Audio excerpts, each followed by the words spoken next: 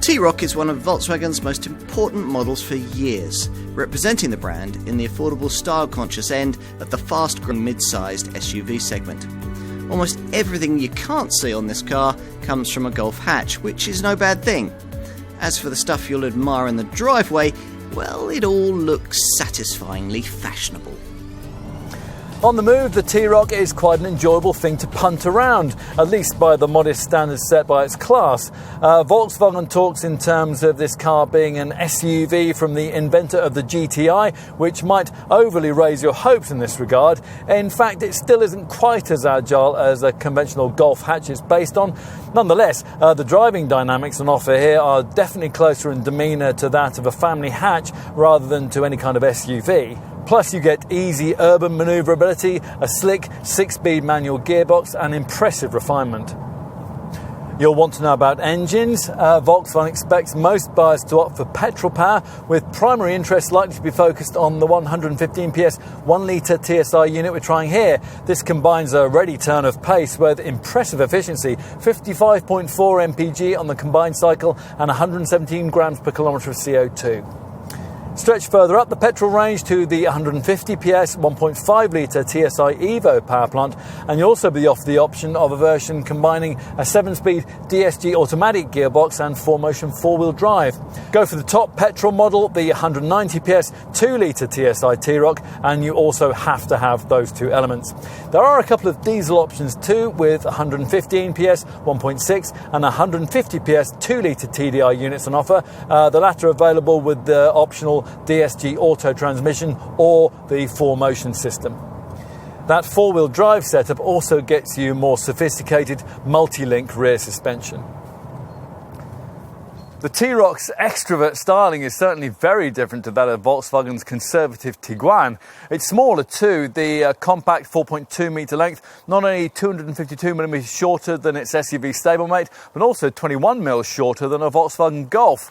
The Wolfsburg brand's head of design, Klaus Bischoff, and his team have gone for a wide and long stance allied to a relatively low roofline and a steeply raked C-pillar. Provided you dress it up a bit, certainly makes a statement.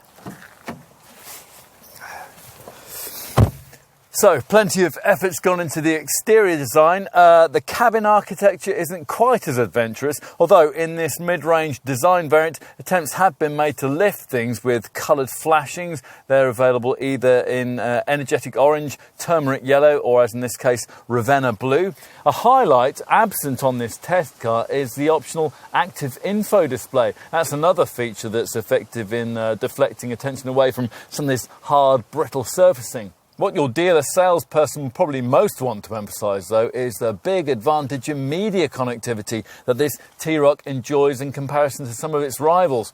A high-set, glass-fronted 8-inch infotainment screen dominates the centre stack on all models, upgraded here to the Discover navigation system that's fitted to the plusher variants and which is optional lower down the range.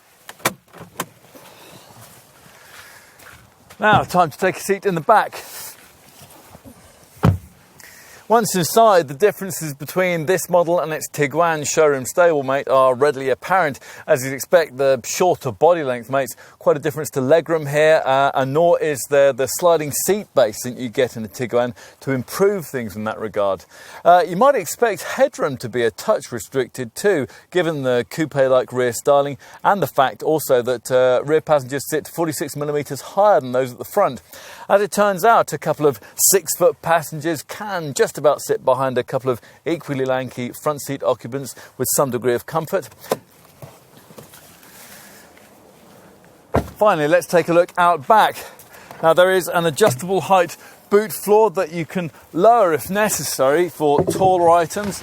As for actual boot capacity, well, that varies a little depending on the drive layout you've chosen. It's rated at 366 litres for a front-driven model like this one, or 324 litres in a 4-motion equipped 4-wheel drive variant. As Volkswagen well knows, this is the kind of car it needs to make to satisfy the mainstream part of the current fickle, fashion-led SUV market. It's not quite the SUV GTI that its maker thinks it is, but it's a good deal better to drive than most of the alternatives that you might be considering. And while at the same time it delivers the kind of emotive looks that have never previously featured on a mainstream Volkswagen model. Striking, sporty and confident, the T-Roc is the kind of car the company should have offered us years ago. And it's certainly the kind of car it needs to rebuild its fortunes right now.